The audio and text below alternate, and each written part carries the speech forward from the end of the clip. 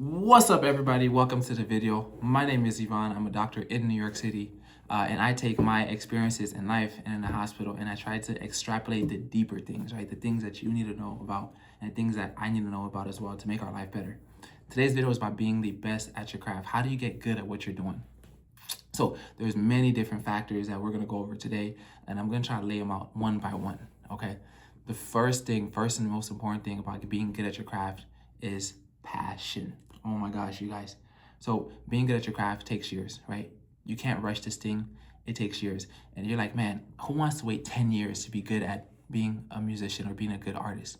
And I know it sucks, but this is why you have to be passionate about a thing. When you're passionate about a thing, it doesn't feel like work, right? You wake up every day and you code, or you wake up every day and you study medicine, or like myself, I'm a doctor now, but it took so many years, right? It took being in college, being interested in this a little bit in high school, but in college, going through medical school, now going through residency. And then after that, it doesn't stop. But if you're passionate about it, you're gonna wake up every day, guys, like this, excited, right? You're gonna wake up stoked to do it. And even the days that you're not excited to do it, you're gonna have that passion to fuel you. So being passionate helps you keep this track sustainable. It helps you put in the years that it takes, because to learn a field or to master anything, it takes so many hours, right? Sometimes the number is 10,000 hours.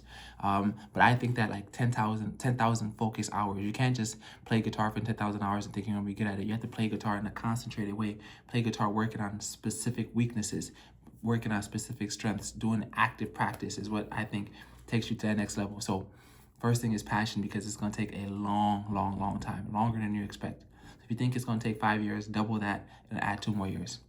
So sustainable, being passionate, and then like this passion makes it so that you avoid rushing. One of the biggest things I feel as a doctor now is like, I feel like I never know enough, right? There's always some rare disease. There's always something rare happening. Or even as a business owner, I feel like I don't know. I'm not good at business enough, right? There's always new marketing tactics that I need to know. There's AI now. There's like, how do you learn about hiring? How to learn about payroll? There's so many things I don't know. And a part of me wants to know that, but I know that it's the process, right? You can't rush your process. So nothing good ever comes when you rush. You try to make a cake, you rush it in an oven, and now the crust is okay, but the inside is soggy. Or the crust is soggy, but the inside is burnt. Like, rushing messed up the cake, right? So you want to never rush. So that's the first thing, having a passion, because it's going to take a long time. The second thing is what we call immersion therapy. So if you can think about like yourself, if you jump into a pool, you submerge your body, you're immersing yourself in that water. So you want to immerse yourself in whatever skill you're trying to learn. For example, Spanish, right? I've been trying to learn Spanish.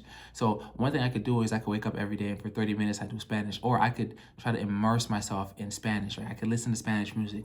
I dance salsa, which is like a song and art with like Latin roots, has Afro-Cuban roots, it has African roots, but there's a lot of like Spanish music that we dance to in salsa, right? So I'm trying to understand the music, I'm trying to feel the music, I'm trying to become one with it. I'm in a hospital where there's a lot of Spanish-speaking patients, so I try to call the interpreters, but I also try to speak to the patients in Spanish. I'm trying to get immersed in it, guys. Sometimes they say the best way to learn a language is to go to that country, to move to that country. I don't have that luxury, but at some point I'm gonna go to Honduras, I'm gonna go to Peru and Venezuela and Spain, and all these different places in Mexico, places that they speak Spanish. I'm gonna immerse myself, because you have to become one with it. So that's one thing. Immersion is the name of the game, because at least when I was younger, I grew up playing basketball, and our coach used to say that you have to become one with your basketball. So I had a teammate that would actually like hold his basketball like this, and this guy would walk around campus in high school just dribbling between his legs. But he was the best ball handler on the team.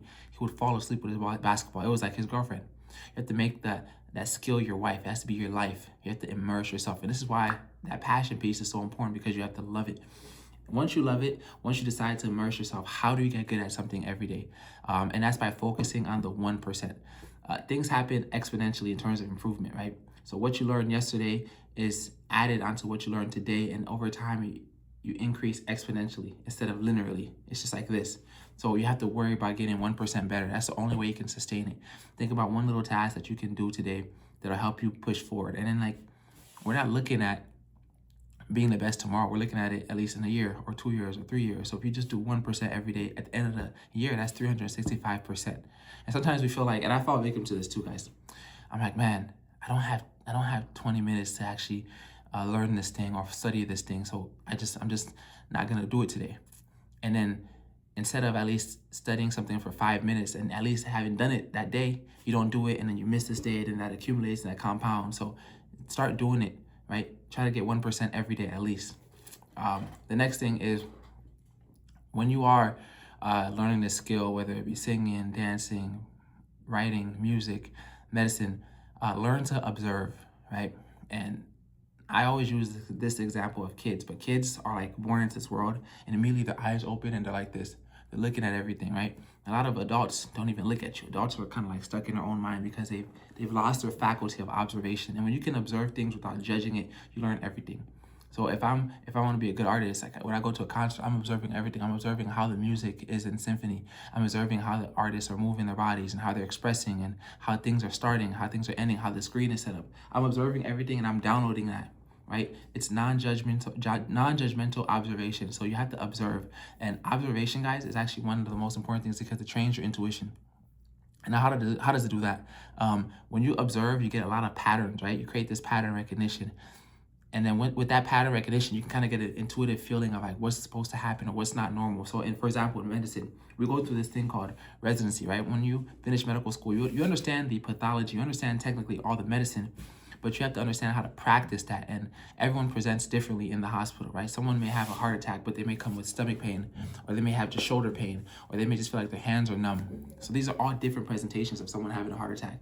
Someone could look very normal and have a heart attack. So the reason why we go through residency is we do 4 years of seeing thousands and thousands of patients with chest pain so that I've trained my faculty of observation. So now when I see someone with chest pain, I can know, this is atypical chest pain. This is abnormal. This is normal. It seems like this patient's having a heart attack, but he's not really. So my faculty of intuition, that gut feeling is trained. So this is why observation is so, so important. So we talked about like having a passion for something, avoiding rushing, immersing yourself in whatever skill you want to learn, getting 1% better every day, training your faculty of observation. And the last thing is like once you're doing this, creativity. You got to be creative. You can't be like the pack, right? Because if you're passionate about learning something, that means that there's something in this field that resonates with you and that field will benefit from your contribution, right? So you got to be creative. Most of us want to dress like everybody else because we want to fit into the crowd, but you have to be expressive. You have to do your own thing, beat by your own horn. So creativity is like your one gift to all of us. One thing I always think about like creativity in a form of like entrepreneurship, because I think that's like the best form of creativity. But there's a place in Nigeria in Africa for anyone that doesn't know, and it's called Lagos. And outside of that, there's like a slum. A slum is a very like impoverished area, destitute area. And these people here are a slum called the Makakao area. And like this is a place where like most of the water in Lagos is the drainage, the sewage goes to this area. So this is like a flooded area. So these people actually live on like these elevated houses, right? And there's flooding and there's garbage and debris in the water, and it's just very unclean. So for kids to go to school, they have to get in these little rafts and they have to literally raft to school. And you can see you're in dangerous waters, you're in dirty water. There's a lot of like typhoid fever and malaria and these different diseases because of how uncleanly things are. So one problem that they ran across over there was like a lot of people weren't able to go to school because you got to go through so much sewage and everything to get to school. So they built a floating school. Now this school is a floating school, 3-story. It's like these two entrepreneurs decided that for everyone to get an education here, we can't wait for them to come to us. We have to go to them. So this floating school is like solar powered. It sits on 3 floors. It's self-sustaining. Kids can study there. Kids can eat lunch and dinner there. And then everyone gets an education, which is like the coolest thing. So even in an area where like there's no money, the forgotten land, there's entrepreneurs that are using their creative faculty. And the more you use your creative faculty, the better you get. I made YouTube, honestly, guys, just so I could exercise this creative faculty. Because it's not easy opening up the camera and being judged for the world, but it's what you have to do. It's your form of expression. So with that being said, guys, this is like my secret to being the best at whatever field I'm pursuing. And this is a secret hack that I think can help you at home. So with that being said, guys, that was the video. Thank you for watching. I hope you took something away from that. Have a good day. All right.